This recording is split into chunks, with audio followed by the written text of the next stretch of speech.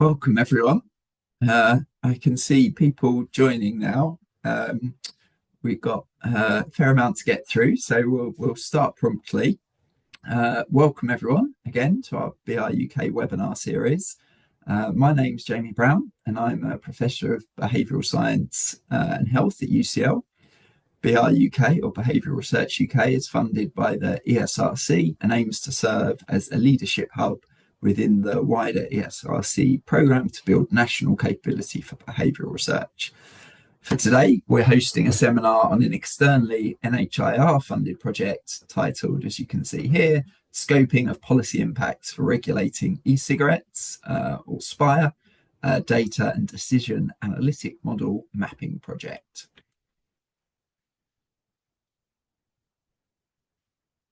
Before Leon starts the webinar, I just wanted to introduce and thank our three excellent speakers today. So first, Professor Leon Shahab is a Professor of Health Psychology and Head of the Research Department of Behavioural Science and Health. He conducts research into different aspects of tobacco use and other addictive behaviours, including alcohol, as well as undertaking work relating to behavioural science more generally. He is co-director, along with me, of the UCL Tobacco and Alcohol Research Group, and is also the director of the MSc in Health Psychology at UCL. Professor Hazel Squires is a Professor of Health-Related Decision Modelling at the University of Sheffield. She has a background in mathematics and operational research and has undertaken modelling projects for NICE, Department of Health, and the NHS Cancer Screening Programme. She's previously developed a framework for helping modellers develop the structure of public health economic models as part of her NHIR Doctoral Research Fellowship, and she's currently undertaking an NHIR Advanced Fellowship exploring methods for incorporating behaviour into health economic models of public health interventions. Finally, Dr. Lauren Koch is a researcher in the Applied Epidemiology and Behavioural Science of Addiction. He is a current member of our UCL Tobacco and Alcohol Research Group and recently worked at the University of Vermont Centre for Behaviour and Health. His current research focuses on understanding trends in population, tobacco, nicotine and alcohol use, developing and evaluating population and individual level approaches to try and improve health outcomes in priority populations. Before handing over to Leon, just a couple of quick housekeeping bits. The webinar will be recorded and made publicly available after the event. As you'll probably have noticed, the video feed and audio for attendees is disabled. You should instead use our Q&A box, but that won't be visible on the recording. However, your name may be included when I read out the questions in the Q&A at the end of today's session, so you can submit your questions anonymously if you prefer. Final housekeeping slide. So the webinar is going to last approximately 90 minutes. Leon will walk you through the timetable for that. As I said, please submit your questions in the Q&A box, indicating who your question is for, and can everyone please use the upvote for those questions you'd particularly like to see answered. If you require closed captioning but can't see this on your screen automatically, please click the CC box on your Zoom menu bar. Now, without further ado, I'd like to hand over to Leon to start the session. Thanks, Leon. Thank you for the introduction, Jamie, and thanks very much to Behaviour Research UK for allowing us to present our findings at this webinar. Right, let me just get the slides up. And I hope that these are visible. Yes? Good. So I'm just going to provide a brief overview of our webinar today, just to indicate, given the topic of e-cigarettes and novel nicotine products, somewhat contentious in many ways, just to see here or show you here our disclosures that we have no funding from the tobacco industry, e-cigarette industry, or pharma industry.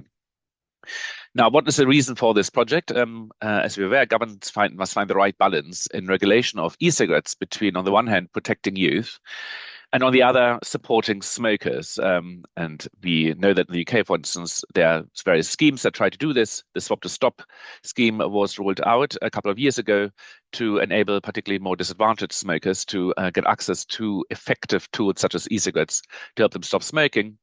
The same token, though, we also have introduced a disposable vape ban last year because of the rising use of disposable vapes, particularly among youth. And in order to decide which of these policies is most effective, this project aims to identify data sources that can inform modeling of priority vape policies and gaps in data that are required for modeling. And we did this by engaging with stakeholders to identify those priority vape policy options, as well as mechanisms of actions, unintended consequences, and key subgroups and outcomes of interest one should focus on, by providing recommendations for the type of modeling that could be undertaken to assess the impact of these vaping policies, and to establish which categories of data would be most valuable and what level of detail for this modeling, and what data is currently available and how easy is it to access it, what are the costs for this, as well as suggesting new types of data that would be needed to collect it to allow accurate modeling of vape policies, and how future research efforts could be coordinated. It's a multidisciplinary project that run for only 9 months and is funded by NIHR, as Jeremy pointed out already. It's co-led by UCL and University of Sheffield. We also have collaborators at the university, or co-investigators, University of Bath, King's College London, Imperial College London, and the University of Nottingham. And just to give you an overview, so this is a very brief introduction about the rationale for this study. I'm going to hand over in a moment to the other co-PI, Professor Squires at the University of Sheffield, who will talk about modeling of e-cigarette policies, introduce the SPIRE project a bit more, before Lauren will present evidence identification for e-cigarette policy decision modeling. So you will cover data sets and evidence synthesis, and then we'll have a comfort break for about 5 minutes, and then I'll summarize the key recommendations from this project. And hopefully we'll have a couple of minutes at the end for questions, so quarter of an hour. So that's an overview. Just to say that if you wanted to read more detail about this project, we have an article in NIHR Open Research, which is currently going through approval, but you can access it. This is the whole write-up of this project. On the left-hand side, on the right-hand side, Hazel and I have also written an editorial where we just describe this SPIRE project a bit and its motivation. And at this stage, I'm going to hand over to Hazel and to take us further to the next presentation. Over to you, Hazel. Thank you.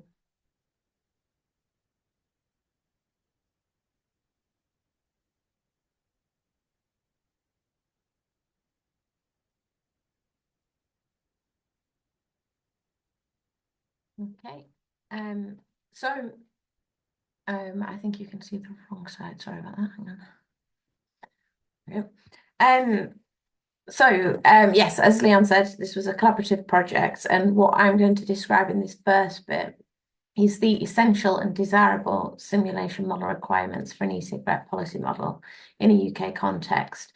So the kind of overall aim was to look at what data needs there are, and what further research needs to be done in order to develop such a model. But in order to do that, we first of all need to understand kind of what those requirements are. So I'm going to start, I'm not sure if many of you are familiar with simulation modeling, so just a very brief overview of what is simulation modeling. So it's a computer-based way of representing something that happens in the real world in a simplified way. And one purpose is to test outcomes of what-if scenarios without having to roll them out in practice. Alternatively, it could be used for policies that have been rolled out to look at what might happen in the longer term, because simulation models can bring together evidence from a wide range of sources, including both qualitative and quantitative sources, and make predictions beyond the current data. So this is just a simple kind of hypothetical example of a model where you might have different smoking states. So there might be never smoker, current smoker, new quitter, and ex-smoker. And people in the model can transition between these. So they can transition from never smoker to current smoker, from current smoker to new quitter, and from new quitter to ex-smoker. And they can also relapse from ex-smoker and from new quitter back to current smoker. And each of these may be vapors or not vapors, and dependent upon the behavioural state, there might be some health-related outcomes that are predicted from the model or other. costs and outcomes can be predicted also. So this can be modelled in what's called a cohort type of model, where we have average probabilities of progressing between these different states, and then we can predict kind of average outcomes, or what decision makers are often interested in public health policy is in terms of equity, looking at which subgroups they might target with particular policies and what differential impact it has on different types of people. So in order to do that, we would need to develop an individual level type of model where we can simulate a population with different characteristics like age, sex, and ethnicity, and smoking status and vaping status. And those things will affect their subsequent outcomes. So just to give you a brief overview of the project, so as Leon said, it was a 9-month project, and it began with a stakeholder workshop where we were trying to develop the understanding of the problem further and to identify what decision makers and other stakeholders thought would be a useful what kind of priority policies, subgroups and outcomes would be useful for modelling, and also to look at the mechanisms of action and unintended consequences of possible models. And from this, we developed some model data requirements, and that's kind of the focus of my part of the talk. And then subsequently, once we identified model data requirements, we identified what data might be available to fulfill those and specified further data required. And then we held a second workshop where we had previously sent around a draft report, had some feedback on that draft report and discussed some of the outstanding issues, particularly where people disagreed, before producing the final report and recommendations.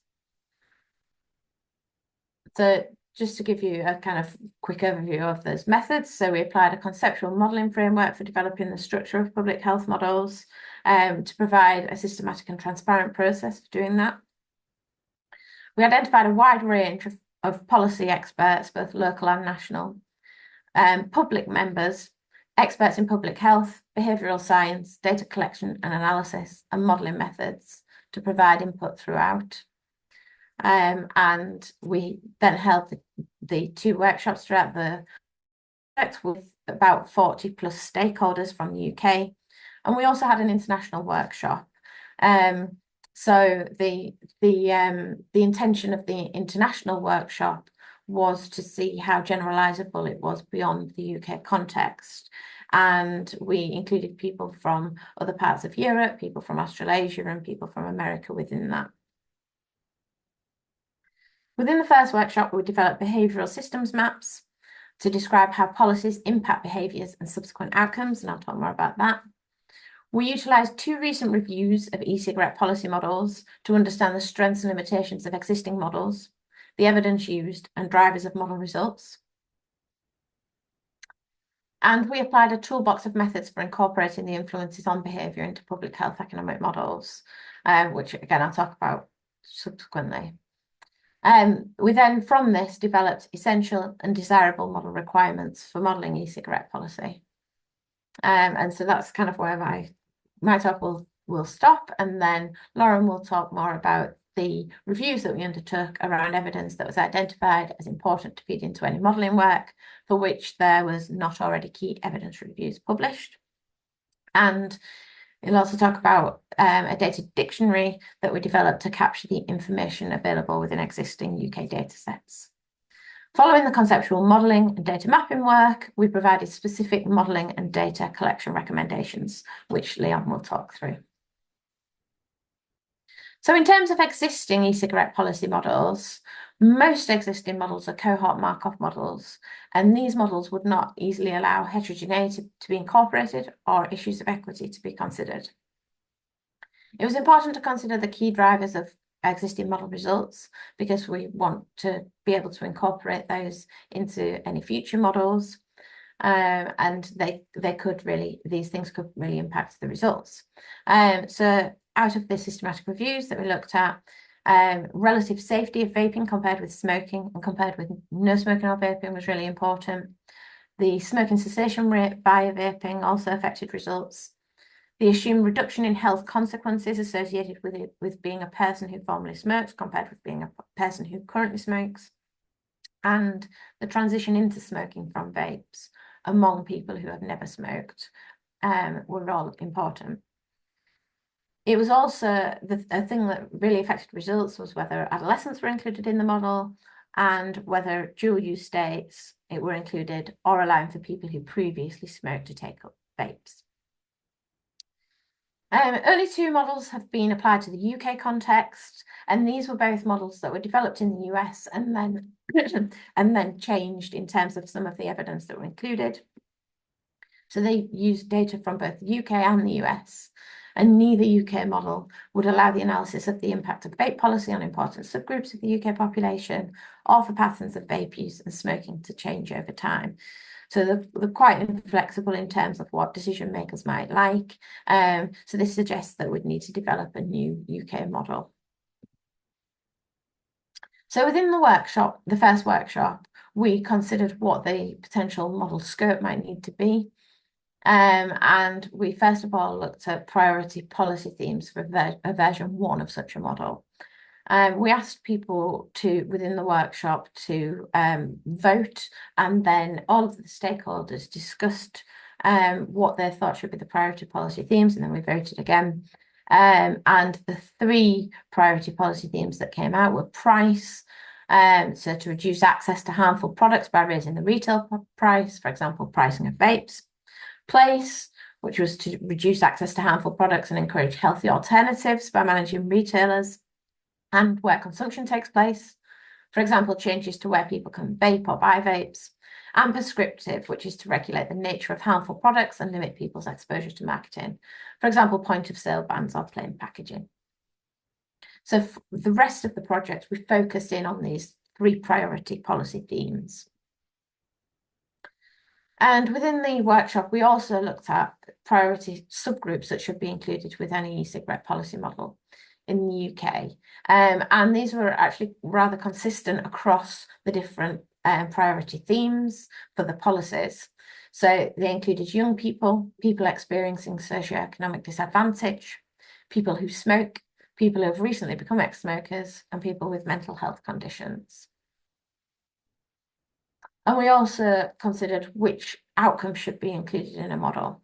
And the kind of highest priority was smoking and non-combustible nicotine use outcomes, including vaping outcomes. But physical health and mental health impacts, as well as health inequalities, were also thought to be very important to include in any model.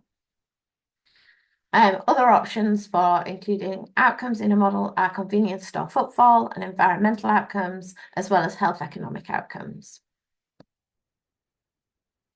Within the workshop, we also considered which types of behaviours could be included in an e-cigarette policy model. So we considered kind of the different types of e-cigarette behaviours, starting to use e-cigarettes, the regular use of them, the experimentation, the quitting of e-cigarette use, as well as the behaviours that interacted with those. So obviously tobacco smoking interacts, but we considered broader things such as alcohol consumption. But within a simulation model, the more behaviours you include, the more complex it becomes. And so we have to limit what can actually be included. So we looked at what were the essential behaviours based on the discussion in the workshop and the systems maps that we developed, which I'll talk about later. And the essential behaviours are regular e-cigarette use, regular tobacco smoking quit attempts, and maintenance of the quit due to the types of policies and interactions between those behaviours. But if feasible, it would also be good to include illegal e-cigarette use and use of other non-combustible nicotine products. So the FEMB toolbox was designed to help modelers consider how the influences on behaviour could be incorporated into public health economic models. So when developing such models, often there's kind of behaviours incorporated, such as smoking or vaping, but there's not very much evidence or theory to describe how those behaviours change over time, what influences them, and how policies might impact them, which makes it quite difficult to predict what will happen over the longer term.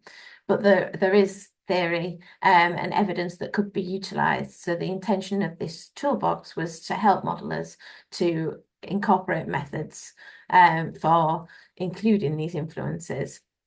And this is something that we wanted to consider within this project. So the toolbox consists of a decision framework to help choose appropriate methods for modelling public health intervention and a description of those methods.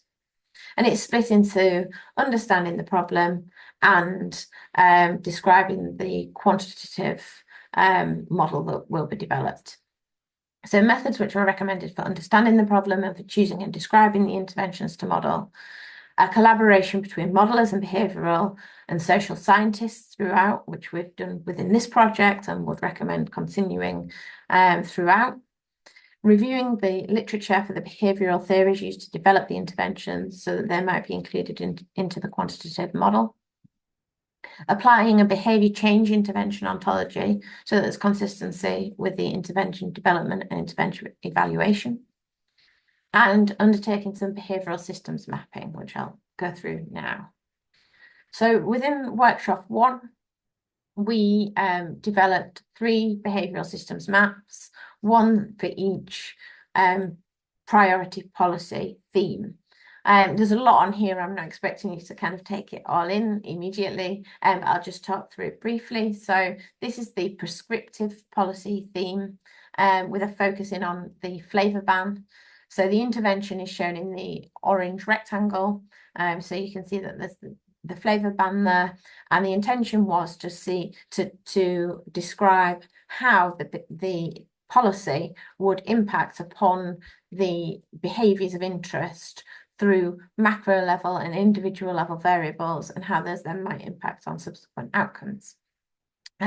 So as I said, in the orange box, we've got a governmental intervention, a flavour ban, but then there are also interventions that might be rolled out by industry.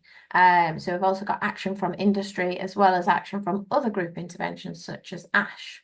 So these might all affect behaviours through changing the macro level or the individual level variables. So the macro level variables are shown in the yellow oval, and these include things like media coverage of the flavour ban and social norms. So the policies might impact those things, and both the policy and those macro level things might influence individual level factors such as perceived harms of vapes compared with harms of cigarettes, and motivation to quit vaping and motivation to quit smoking, which are shown in the green rectangles.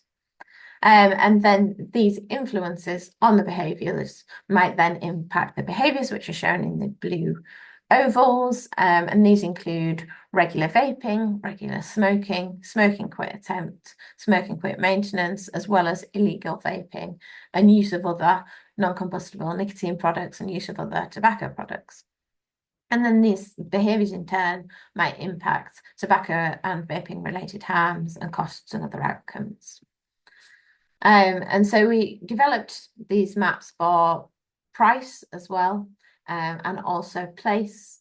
And the intention of these maps is not to necessarily quantify everything within them, but to be able to use this as a basis to understand how policies impact behaviours and subsequent outcomes, the mechanisms through which they work and any unintended consequences, to be able to then search for evidence to then decide what should be included or excluded from the quantitative model. And you can see in the left-hand corner there, we've got important subgroups, which may be affected differentially. So including ethnicity, age, socioeconomic status, mental health conditions, and also local priority groups. So that would need to be considered throughout as well. So once we'd kind of develop that understanding and that understanding what decision makers might want in terms of the model scoping, we then wanted to consider methods which could be used for developing the model structure based on the characteristics of the problem and the sorts of policy questions that might be asked. So these include econometric analyses to estimate statistically the relationship between smoking and vaping behaviours and price elasticities of demand between vaping and tobacco products. Agent-based modelling, which is a type of individual level modelling where not only can individuals have characteristics which can impact their behaviours and their subsequent outcomes, but also they might interact so that one person's behaviour might impact somebody else's behaviour in the model. And also they can interact with their environment. So things like where vape shops are located might impact the individual's behaviours. And so agent-based modelling allows you to describe the influences on behaviours, the interactions between individuals and their access to place. And so this would be a useful modelling approach. Another method which is potentially useful is social network analysis to model the interactions between the vaping and smoking behaviours of individuals, which would then feed into the agent-based modelling, and spatial analysis to model place-based vaping policies. Theory-informed statistical analysis could also be used to quantify behavioural theory, linking the influences on smoking and vaping to smoking and vaping behaviours. However, this is quite a big programme of work. It's a lot of complex modelling that takes time, and decision makers want to make decisions now about e-cigarette policy. So we wanted to give some essential requirements for a version 1 of the model that needed to be done sooner, and then kind of a programme of work that could be developed later on. So some desirable modelling requirements. So there's been limited vape policy modelling in the UK context, and the UK context is rather different to other country contexts, which was evidenced by our international workshops. As such, a de novo model will be required to evaluate vaping policy in the UK. So, as I said, there's a need to describe the minimal requirements for a first working version of a model so that that can be used to help inform policy decisions in the shorter term, but with more desirable modules to be added over the longer term. And so these requirements are based on the first workshop outcomes and the use of the FEMB toolbox, which identified potentially useful modelling approaches. So it's essential to identify evidence to model the transitions between vaping and smoking and the interactions between them over the lifetime of a group of heterogeneous individuals, including changes in prevalence of smoking and vaping over time. Important individual characteristics include age, socioeconomic status, and people with mental health conditions. It's also essential to identify evidence to model how price, place, and prescriptive policies will affect vaping and smoking behaviours. And we already know quite a lot about the harms of smoking tobacco and have quantified that in models, but we need to identify evidence about the relative health harms associated with vaping compared with smoking, and the health harms of vaping compared to never smoking or vaping. And then, so that would be kind of version 1 of the model, and then we can build on that. So it would also be desirable to have data to model the influences on behaviour and the mechanisms of action of policies affecting vaping and smoking behaviours, as shown in the behavioural systems maps. So this includes the interactions between socioeconomic factors, psychological factors, social networks, spatial factors, and cultural variables. It'd also be desirable to have data to model cross-price elasticities of demand between vaping and tobacco products price policies, and the influence of prescriptive policies for vapes, for example, flavour bans, on the use of tobacco products. Given the impacts of industry on vaping and smoking behaviours, it'd also be desirable to have evidence on how they might try to mitigate the effects of government policy. It'd also be desirable to have data to model the additional harms of use of illegal vapes over legal vapes, the interaction between vaping and use of other products for smoking cessation, smoking and vaping dual use outcomes, environmental outcomes associated with vapes, convenience store footfall associated with vapes, and the costs and quality adjusted life years associated with new policies. So now that we've thought about some of the requirements for a model of vaping policies, the next step is to understand what's feasible given the data currently available and what new data could be collected over the shorter and longer term. Thanks.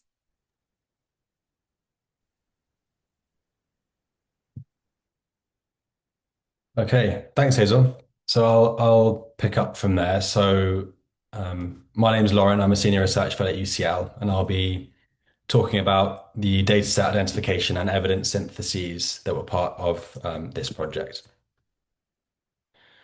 Those are my declarations. And just touching on what Hazel said in one of her concluding slides, was that it's essential for us to identify evidence to model the transitions between vaping and smoking, how the specific policies that we identified in our workshops will affect vaping and smoking behaviors, and the relative harms associated with vaping compared with smoking, but also compared with never smoking or never vaping. And decision models to inform e-cigarette policy require relevant data sources and key evidence to develop and parameterize. But as Hazel has alluded to, it's not really feasible to undertake a systematic review for each specific model parameter. So, for example, of one specific transition between vaping and smoking and a key outcome.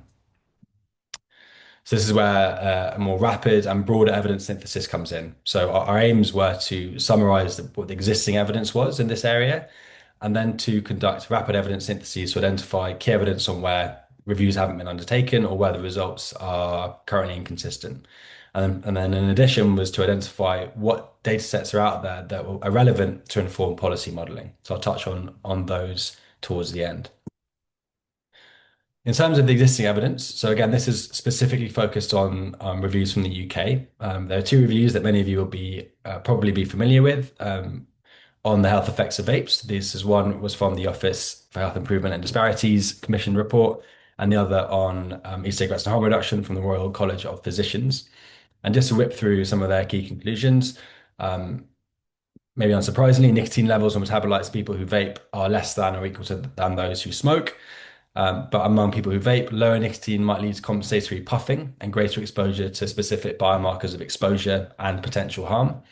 And that tobacco-specific nitrosamines, volatile organic compounds, and polycyclic aromatic hydrocarbons are lower in vaping versus smoking, but higher or similar in those vaping versus those who do neither smoke or vape. There are very few studies in the UK that include people who have never smoked, which makes comparison pretty difficult. And also definitions of what vaping is, what smoking is, and things like dual use is inconsistent, which again makes comparison difficult between studies. Most of the research on harm is related to biomarkers of exposure, and in general, as we'll talk about in a minute, there are lower levels of biomarkers of exposure in vaping compared with smoking, but it's not clear if those lower levels actually translate into improved clinical outcomes. So there could be lower thresholds for harm related to these biomarkers. So we're not sure about that evidence base yet. Moving on to vapes for smoking cessation. So a key evidence piece here is the electronic cigarettes for smoking cessation review, which is a Cochrane review. And broadly, there's from high certainty to low certainty evidence that nicotine vapes specifically increase smoking quit rates with different levels of certainty depending on the comparator. And in the additional Cochrane network meta-analysis, which looked at kind of comparing these different cessation aids, nicotine e-cigarettes, like varenicline and cytosine, two frontline smoking cessation pharmacotherapies, are really effective. So vapes are among the most effective cessation aids based on randomized controlled trial data.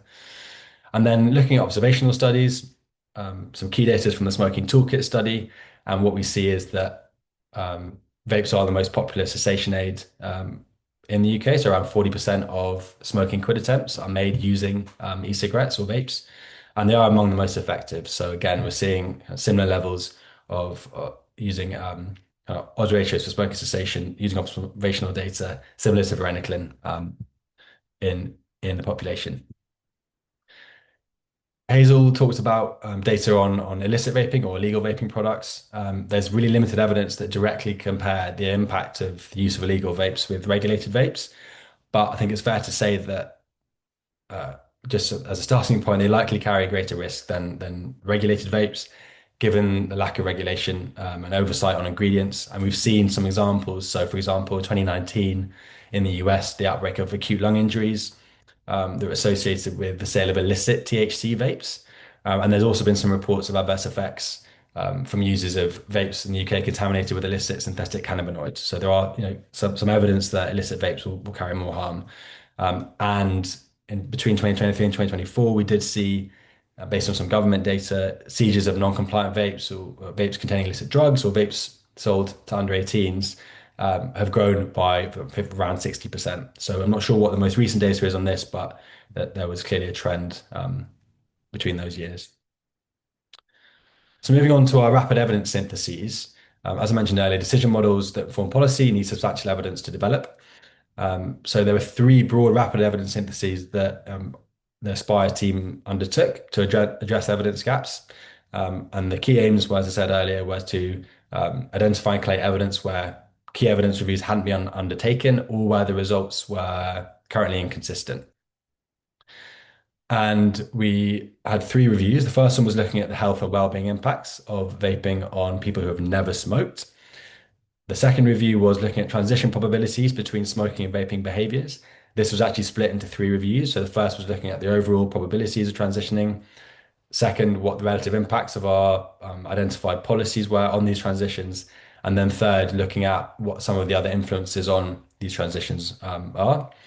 And then the third review looked at industry strategies on price, place, and prescriptive policies as well, which I'll now touch on in a bit more detail for each one. So very briefly, the review team undertook a review of key online databases for studies published in English since 2016.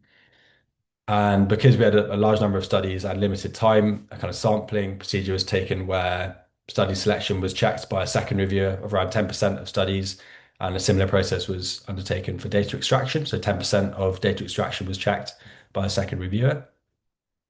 And the results have been summarized narratively. So this is just a summary of the study flow. Over 4,000 studies were identified, but after study, inclusion criteria were applied and some additional sources identified after the search was undertaken. We arrived at 74 studies across the 5 reviews, or the 3 reviews and the 3 sub-reviews. And we'll talk a bit more about what was found now. So regarding review 1, so this is UK evidence on the health impacts of vapes. So this is among people who have never smoked. We did allow for potential experimentation, but generally had to be the case that people who had never smoked consistently. And studies that didn't have data on smoking status were excluded.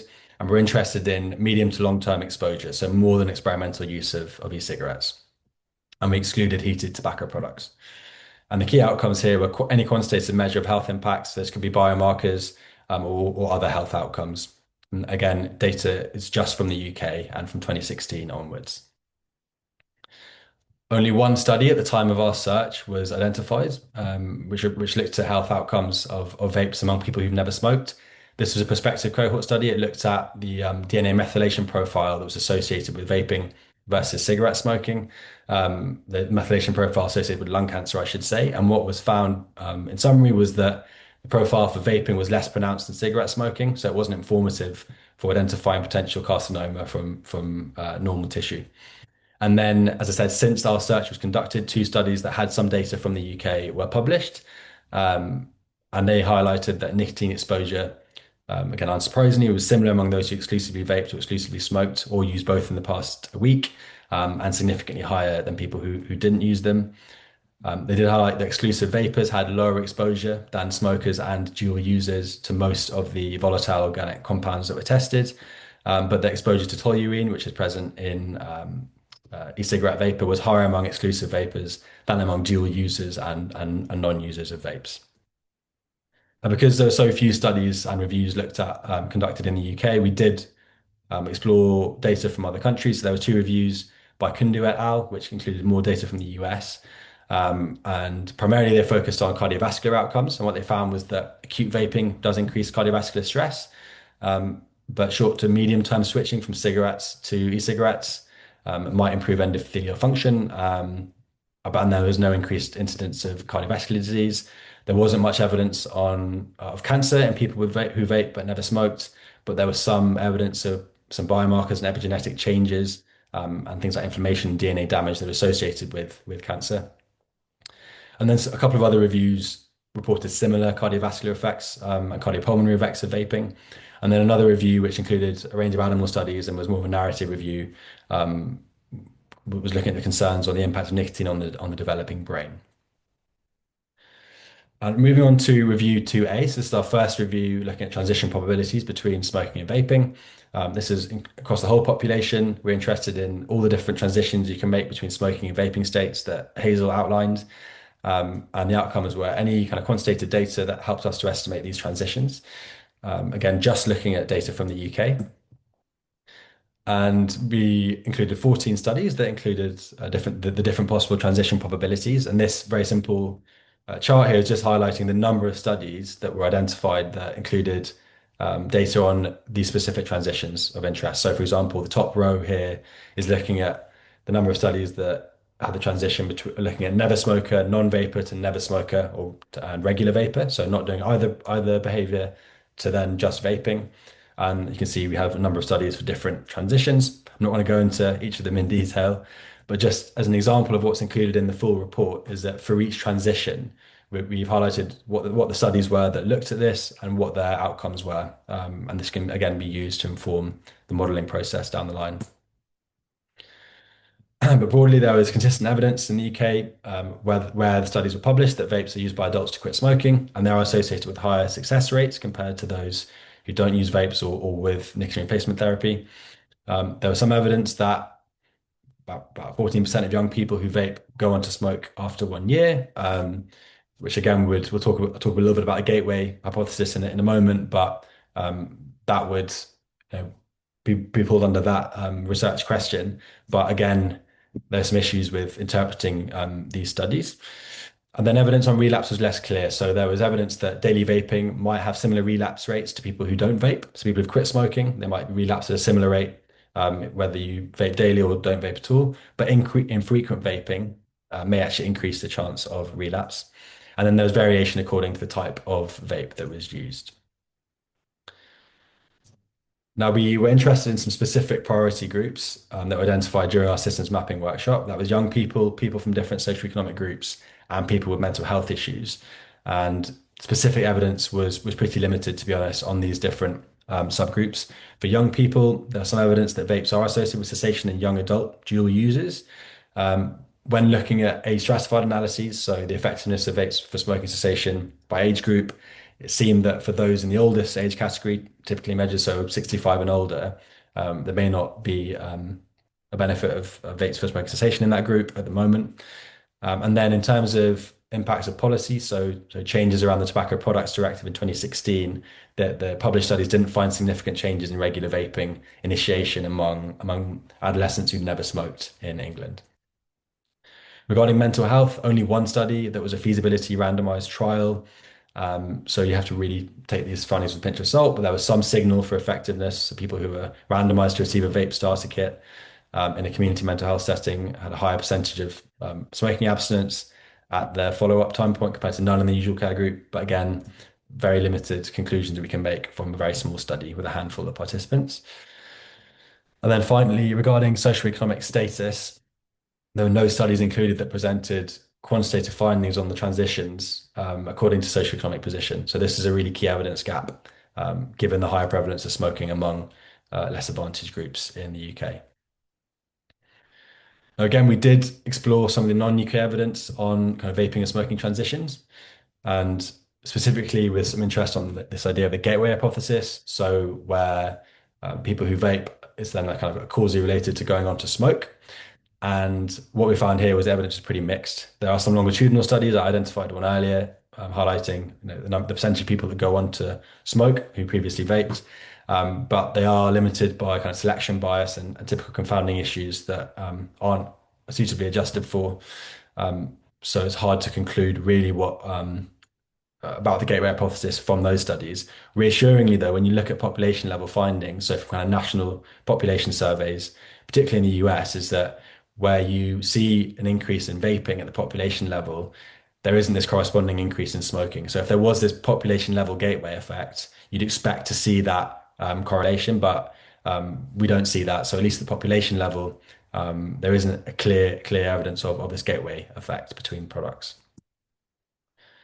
Moving on to the kind of sub-review, so 2B was looking at the impacts of the different policies we were interested in, so price, prescriptive and place policies, and the probability of transitioning between the different states under these scenarios. Again, evidence just from the UK. And 2 UK studies were identified. They explored the impacts of the Tobacco Products Directive policies on different smoking and vaping transitions. One of them looked at youth e-cigarette use, and they saw a potential kind of slowing or plateauing of kind of vaping uptake in young people, but mixed effects on regular use. And then the other was looking at the effects of TPD on adult vapers, and what they reported was increased use of compliant products. But these restrictions weren't associated with an increase in smoking among adult vapers after the policies came into play. Now, in terms of some of the other non-UK evidence of the impact of the different policies, with a specific focus on price, what was found was that, maybe unsurprisingly, the demand for vapes was influenced by consumer characteristics and product type.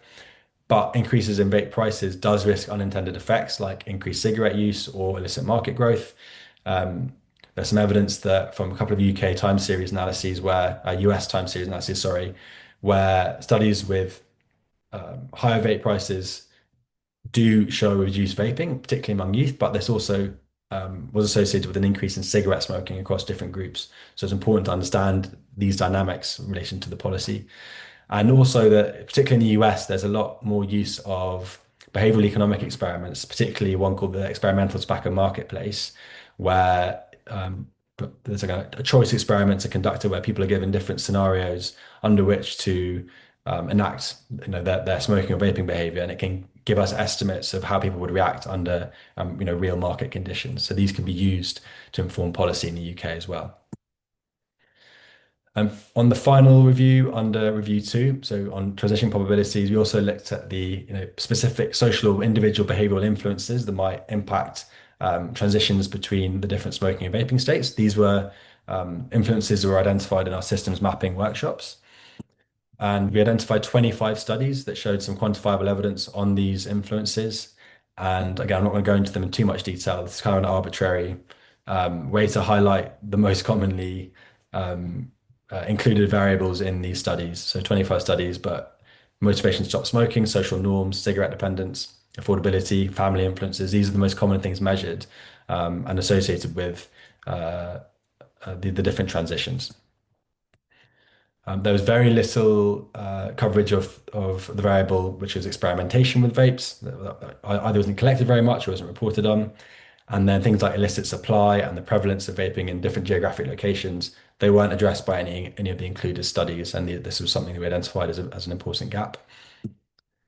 And then finally, on to the third review. I promise I'm almost finished, and that's a lot of information to throw out. But the third review is looking at industry strategies. So this was relevant because ideally we'd be able to include data on how policy, how industry influences policy, and how that translates into vaping and smoking outcomes. If we can actually quantify industry's impact, that'd be really useful to model, because it's happening all the time, but there isn't very much data on it. So because specifically in the UK, there was almost no information, we actually had to review international literature for this just to get some kind of idea of how this could be included. So here we're looking at vaping industry strategies that are in response to price, place, or prescriptive policy. And the outcomes were specific strategies employed to mitigate the effects of policy and potentially the effects of these strategies on vaping.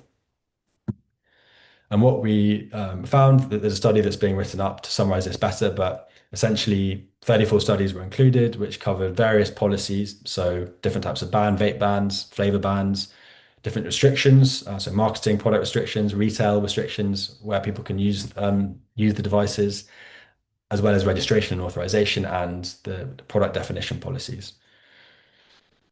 What we found was that there's very little, there's plenty of evidence on attempts to undermine policy from industry, but little on the actual quantifying the effectiveness of those attempts. So what did that lead to in terms of vaping outcomes?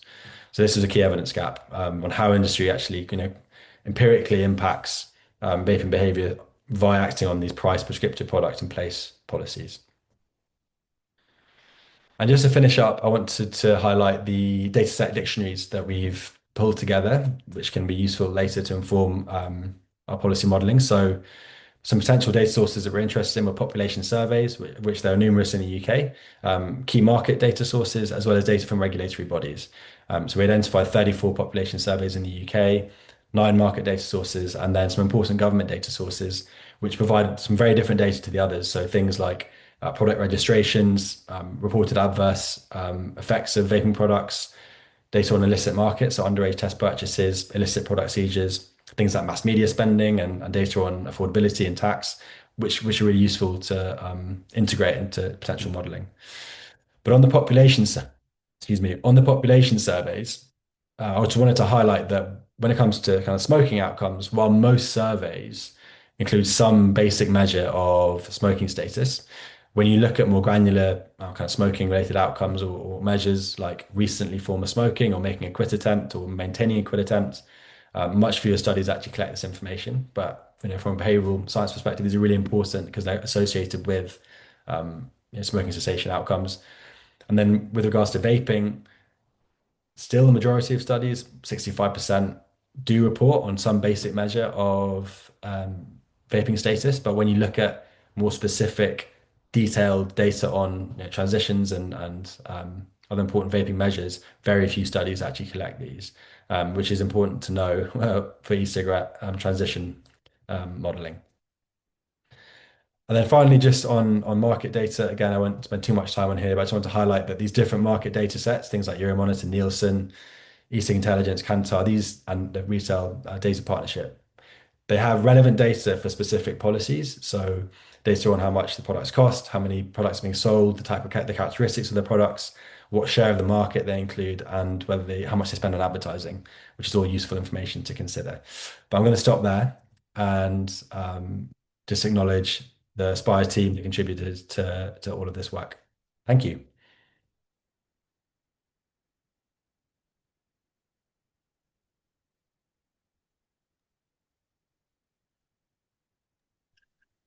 Thanks, Lauren. I think we are slightly ahead of time, which is probably quite a nice thing. So I don't know, Jamie, what you were thinking, but if we take a little break until 12, and then I will continue summarizing recommendations. Sounds perfect. 5 minutes? Yeah, sure. Okay, so return at 11:58. Okay. Very precise. Okay, see you all soon. Thank you.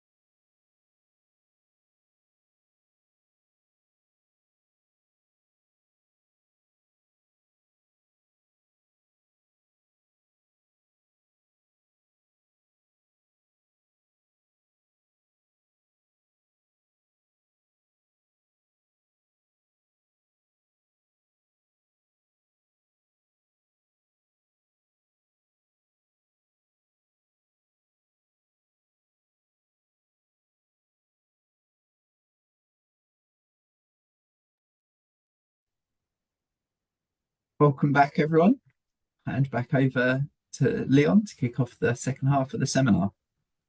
Okay, thanks, Jamie. And so I'm going to summarize really the recommendations arose from our SPIRE project in terms of data and decision analytic model mapping to form the regulation of e-cigarettes. quite a few recommendations, as you can imagine, and most of them pretty straightforward, I'd say. So the first question, we wanted to identify the current data, the modeling needs to model e-cigarette policies and how current data map onto this. So we have some recommendations for new research and data collection based on that. We also have some recommendations around how to model vape policies, so model specifications and the approach. We also wanted to address how we should progress work in this field. So we have some recommendations for research teams. And lastly, we also wanted to identify through engagement with international stakeholders how generalizable our findings are. So we have some recommendations from the international perspective. So I'm going to talk through these in turn. In terms of mapping onto essential model input parameters, as you will have heard, obviously we need to know about behavioral transitions. And we did identify, as both Lauren and Hazel covered, some evidence about behavioral transitions between different states, vaping and smoking states, for instance, but relatively limited information about key subgroups. In terms of actual policy impact work, certainly in the UK, there's essentially hardly any evidence there.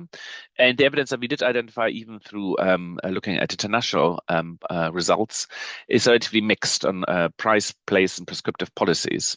In terms of health harms, there's relatively good evidence, I think, now that exists comparing vaping with smoking, but relatively little or much less so comparing vaping with never smoking, so no use of any product. In terms of mechanisms of actions and interactions with various factors, again, we have some evidence of various factors, including socioeconomic, psychological, normative factors, but little, if any, evidence on spatial factors and illegal supply, how they affect possibly policy outcomes. In terms of price elasticities, as covered, we only identified really US data, but none in the UK context here. In terms of industry influence, there is evidence of industry tactics, but as Lauren pointed out, very limited quantification of the effect. And in fact, we probably need some counterfactual work here to quantify industry influences. In terms of the harms of use of illegal vapes, that's something that was identified as one of the unintended consequences of any kind of restrictions of vapes through our workshops. There's relatively limited data on use in the UK and also limited data on quantifiable evidence on harm for illegal vapes.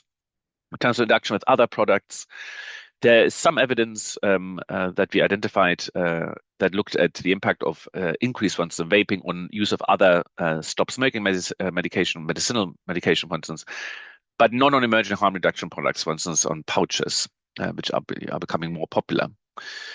In terms of dual use outcomes, we assume that it's unlikely to increase harm, but the term is relatively poorly defined, so it's pretty imprecise. And there's also, again, relatively limited data on transitions in and out of dual use. And then last, in terms of costs and quality of policies, the existing models generally tend to predict a net benefit, but as Hazel pointed out, they depend heavily on assumptions and are not equipped. So depending on the assumptions, they may not find a net benefit and not equipped to differentiate impact on important subgroups. So conclusion here is then that we need a UK individual level simulation model in order to be able to evaluate these policies. I should say that as part of this project, we did not specifically consider environmental or economic retail outcomes. So we didn't give any recommendations with regards to that. So given what we know, what the modeling needs are and what the data currently show us, we also may have some recommendations for new research and data collection. In terms of existing studies, what kind of additional questions can we ask and which kind of new data can we get from existing studies? One of the things that we feel is needs to be collected more is on frequency in the form of vaping. So we need to differentiate the level of use. Is it infrequent, is it regular, or is it polyproduct use to model benefits as well as harms of using these products, particular types of vapes, for instance. And that leads also to vape device characteristics. So we, on the whole, most surveys, most analyses don't tend to differentiate here between different types of vapes, from pots or mods, or the type of e-liquid and the source, whether it's legal, non-compliant, or illicit, to understand the impact of policies on transition. In terms of biomarkers, we need more evidence on not just biomarkers of exposure, but biomarkers of potential harm to estimate future harms of new products, including illegal ones, and to assess the impact on never smokers. And for mental health and past smoking, these are key subgroups for policy impacts, but data on the relationship between, for instance, vaping and mental health is relatively scarce. And similarly, we found for ex-smokers, there's often relatively little information on the time since people have quit. Of course, it could be that, for instance, vaping policy make it more likely that somebody is relapsing or may prevent them from relapsing. And we also need to establish unintended consequences of policies in these at-risk groups. So in terms of primary research in the short term, we think longitudinal studies should measure detailed smoking vaping behaviors and associations with important correlates, for instance, mental health and disadvantage, and to measure this frequently to capture transitions alongside consistent biomarker collection, something that could be done now. We could also have experimental studies to forecast impact of policies on tobacco vape product purchasing, for instance, experimental marketplace studies. And we feel that there should be some more focus group testing going on for questions that try to assess the size and the nature of the unregulated market to be included in surveys. For instance, MLC should estimate the market once vaping product duty is enforced, as they do for tobacco products at the moment as well. Because, as I pointed out, we have relatively little information about this in the UK, and it's likely to be unintended consequences of any regulation coming in. In terms of medium-term changes, we felt that there should be more local level data collected or coordination should occur. For instance, from retailers and schools that is coordinated to provide spatial data. We can use or would suggest using natural and quasi or behavioral experimental studies to estimate the impact of incoming vape policies. And randomized control trials would help us evaluate the effectiveness of new products that come out to the market, for instance, pouches, compared with vapes for smoking cessation and also their harms. And in terms of longer-term research, we think that longitudinal studies should try to link health records and mortality data sets to determine long-term health impacts, because at the moment, really, most of the information we tend to have is medium to short-term impacts on health. And so we come up with these kind of 10 key recommendations for what a model should look like or what it should do, or we can think of them as our 10 commandments that we are presenting. So the first one is, as I said, we're looking for an individual level model. So we would suggest calibrating life course dynamics with existing data on transition probabilities as a starting point to estimate then a Korean system of transitions across joint and tobacco vaping behaviors. And we can include here age and time-specific targets for calibration that can arise from prevalence studies, for instance, the smoking toolkit study to give us a target there. Secondly, we suggest that we must define specific policy options and mechanisms of action. So, as you know, we looked at a prescriptive place and a price, but these are relatively broad. And so in terms of actual policies, these have to be more specific in order to evaluate the impact, to investigate this, and therefore also mechanisms of actions that are associated with these specific policies that are not quite as broad as something like price in general. And given limited evidence of policy effects, we need to develop a mechanistic step-by-step model of how this should work. And that requires new data collection, for instance, to estimate key steps, such as price elasticities for the tax module in the UK that is estimated with UK data rather than US data. Thirdly, we have to consider the impact of industry influence. So we found a high level of industry interference, as I mentioned, but it's difficult to anticipate specific responses, though we could look at other countries. But yeah, this is something that has to be considered somehow within any model. The precision, precisely how we do that is, we so leave open to interpretation somewhat. In terms of the quantifying mechanism of actions, once we have identified these for specific policies, this can be done using causal mapping that includes industry, media, and theory-informed psychological and other influences, and requires, again, experimental work and social network as well as spatial analysis incorporated into an agent-based model. The fifth recommendation is that we should prioritize harm in never smokers, given evidence compared to smokers is already there, and we assume there's only incremental changes in risk in dual use. We need to focus on the impact of vaping on absolute harms, including, for instance, mental health. So that is one thing that we suggest going forward. We have to collect more evidence on the illegal vapes. We don't have enough information on market size and legal practices, nor on the harms. And it's likely to be an unintended consequence of policies. As I mentioned, again, this was, as I already mentioned, this was discussed during our workshops. And we could estimate, for instance, the impact on use of illegal vapes through experimental tobacco marketplace. We have to model interactions with novel products that are introduced to market. Currently, we'd say pouches should be considered as part of this. But there may be new products also coming to market. And we should, of course, consider environmental, educational, and retail outcomes. These were all highlighted as important by workshop participants, but unfortunately, we're beyond the scope of this project. And we suggest to invest in individual level health economic modeling to enable an estimation of all important long-term impacts of vape policy options, for instance, on mortality, NGS costs, etc. And finally, we recommend developing a flexible modeling platform And the reason for this is that, of course, these different policy options, there will be slightly different models. I mean, some of these might be spatial based, whereas others wouldn't be. Some require more interactions between agents, etc. So there's a risk that different models are developed for different policy options, but it would likely lead to unnecessary complexity, limiting standalone models. And so this suggestion here is that a model platform provides a structured and flexible foundation to support different modeling approaches to encourage consistency. So you have different modules of models essentially that are put in. So it will involve building a shared infrastructure using best practices of open science that can be applied across modeling projects that all feed into this one overall modeling platform. And so each project can be added as a module, for instance, on tax policy or place restriction policies, which will result in coordinated, efficient, consistent use of data.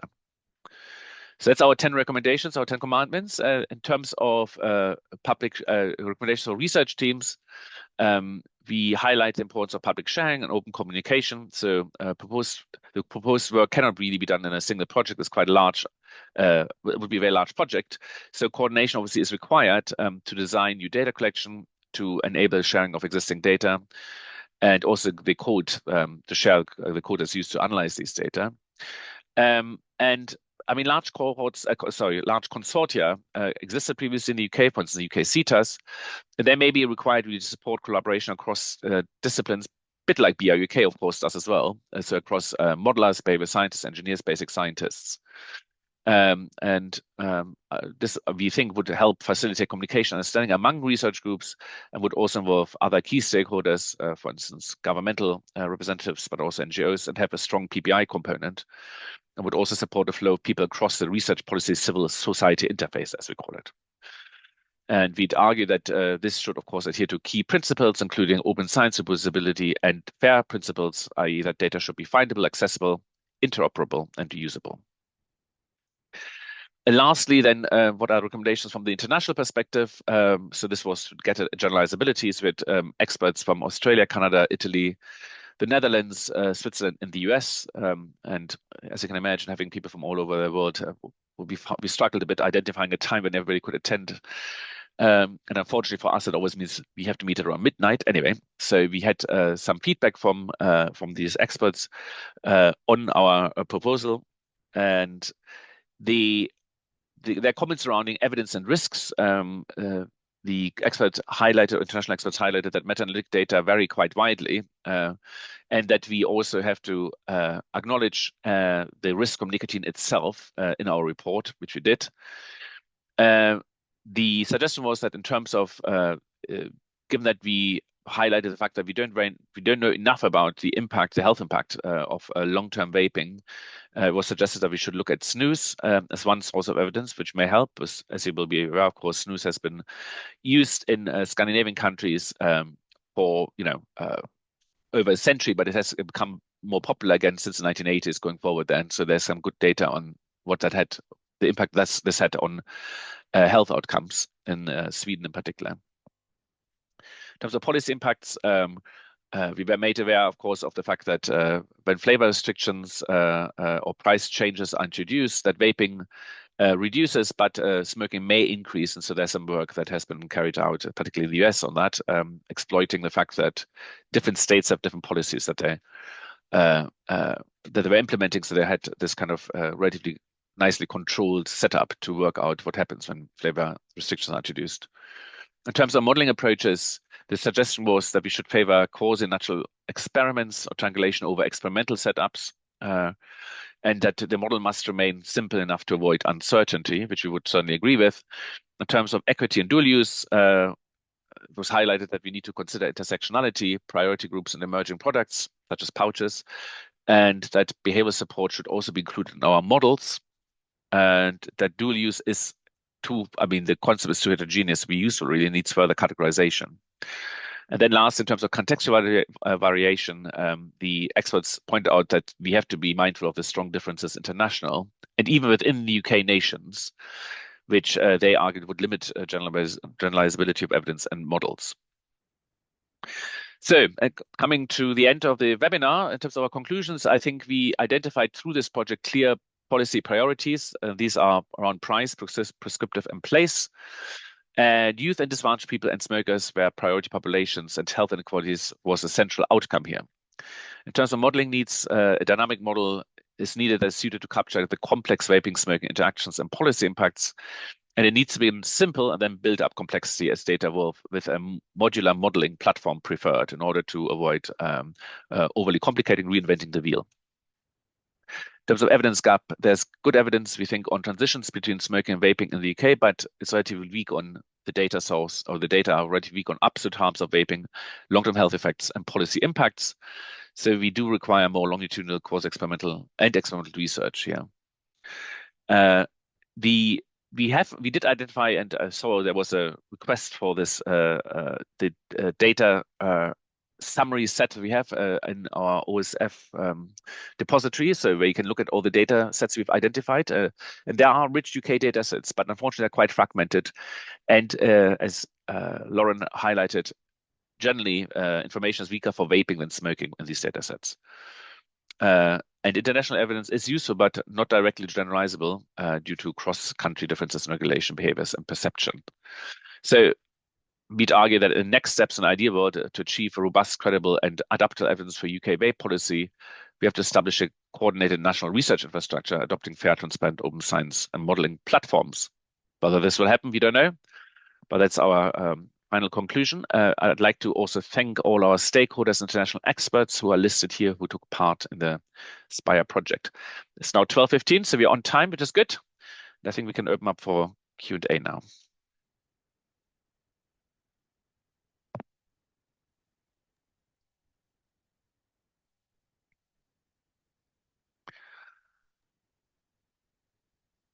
Fantastic. Thanks, Leon, and thanks to all the speakers. Q&A.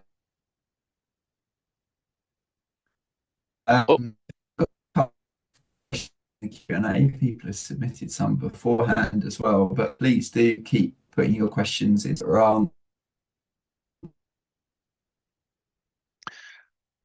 Jamie is breaking up for me. And you can look at those in the Q&A.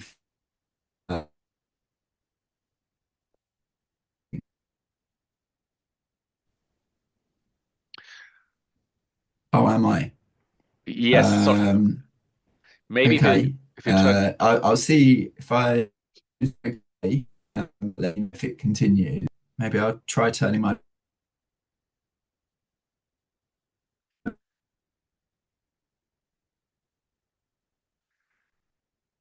video off temporarily. Let's see. So the first. Nope. So I can see some questions. Duty and ensuring there's enough information about different protected groups to inform policy formation.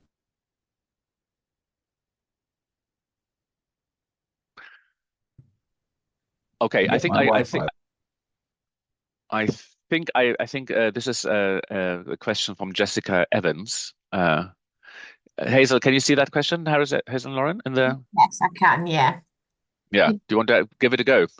Yeah. So I think like the kind of, obviously we're not designing policy as such in this project, but the idea of kind of developing an individual level model where we can incorporate those characteristics means that we can consider those protected groups, and some of the research that we suggest collecting would be by those groups, so that we have information on each of those, so that then we can see what impact the policy might have on different people. So when there's very little evidence from, as Leon and Lauren were saying, there's very little evidence, particularly in the UK context, of policy impacts, and so future research is required there. And if in that future research, it would be important to collect data on the different protected groups. So I hope that answers your question. And then that can be incorporated into the model to look at the different outcomes. Thanks, Hazel. I'm going to read out a question from Oh, Jamie, you're back. I think I might be stable again now. I've tried resetting my router, so let's see if that's worked. The second question we have is from Kate Pike. She says, we've referred to harms of illegal vapes, but you also mentioned vapes containing THC. The latter is an illegal drug in the UK, so presumably there is data about the harms of illegal drugs. Or do you think there is a need to consider specific health risks from consuming those drugs via vape rather than smoking or injection or anything else? Leon, do you want to start with that one? Yes, sure. I can start with that one. Yes, the short answer is yes. I think there is probably but first of all, it's important to differentiate what we mean by illegal vapes and illicit illegal drugs versus illicit vapes. So obviously, vapes can be not containing any kind of illegal drugs, but they may, for instance, have higher nicotine concentration than is allowed, and so could be in breach of a regulation there. And I think we unfortunately have not enough information about either the impact of that or of illegal drugs within vapes. And clearly, the way that a drug is delivered will have an impact on its health harms. So, injectable drugs will, the same drug being injected or inhaled will have a different impact. And I don't think we have enough information about what it does to, for instance, THC being delivered via vape into the body. The main problem with the THC-containing vapes that were available in the US, of course, was that in order to be able to dissolve the THC, they had to use a particular humectant that actually covers the lung, vitamin E acetate, and that caused quite a lot of health harms. So that wasn't really about the THC itself, but the way that it was able to deliver the THC via vape.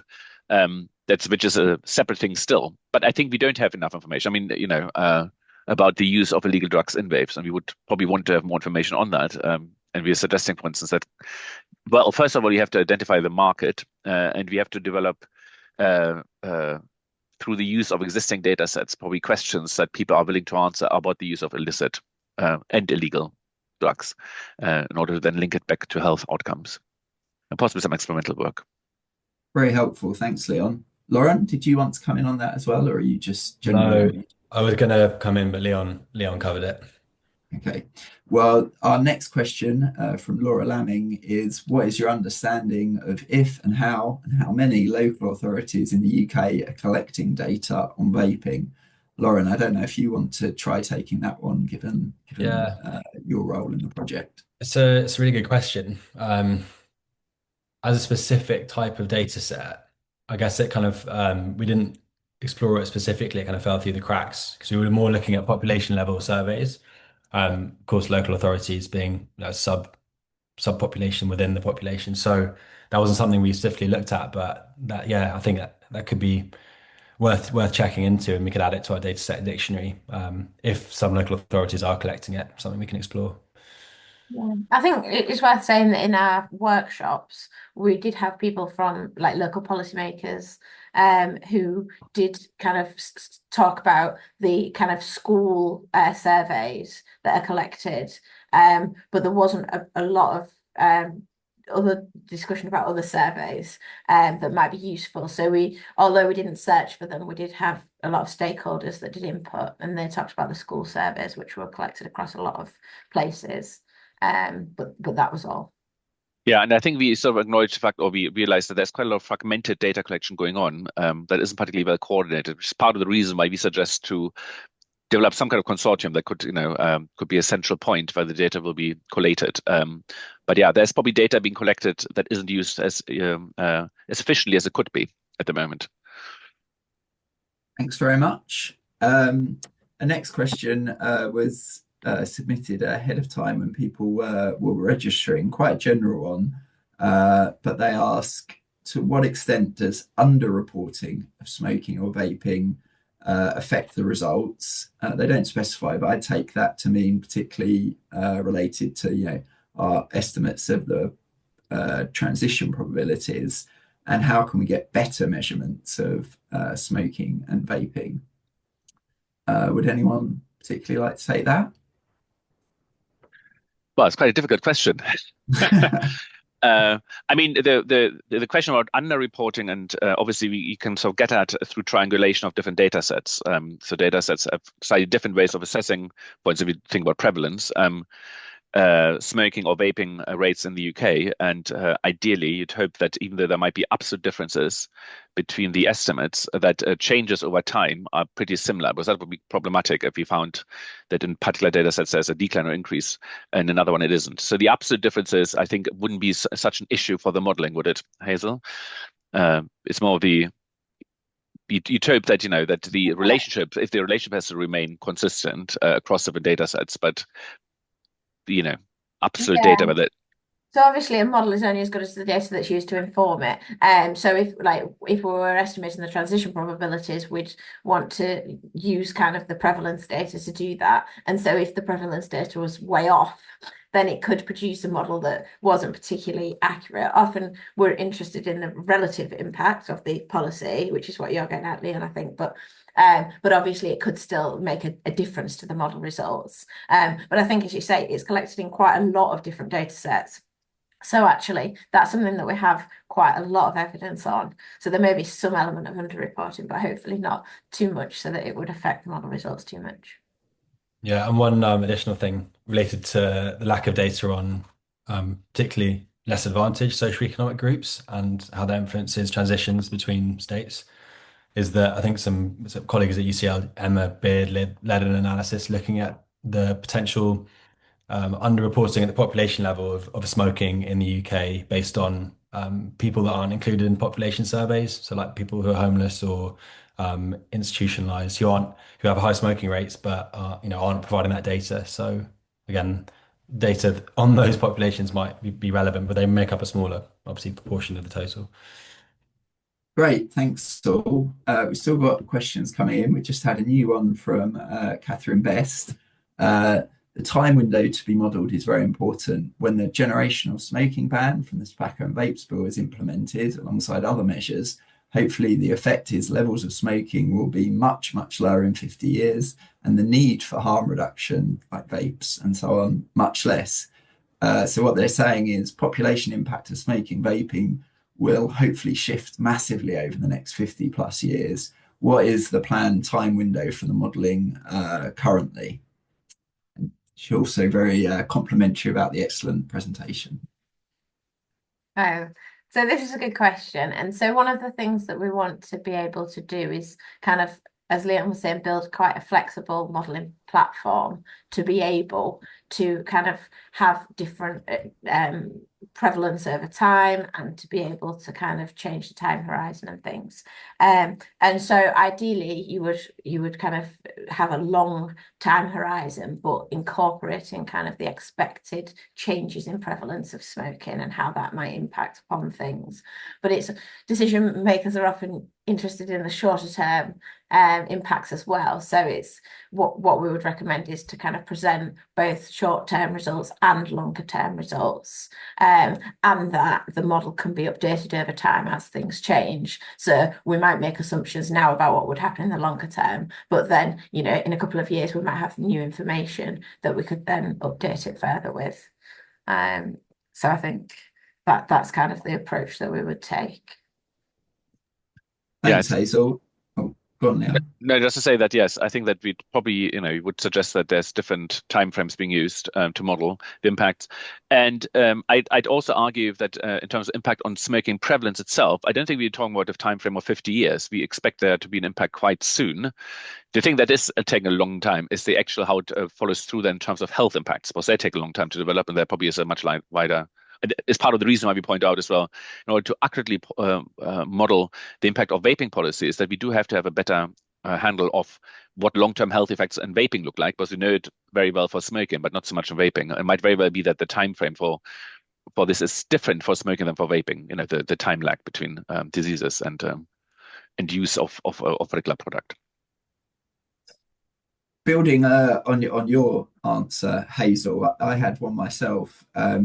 You obviously mentioned desirable versus essential kind of criteria or recommendations, and that there'd be a focus on the essential, given that it's a very live policy area and policymakers want to make decisions in the short term.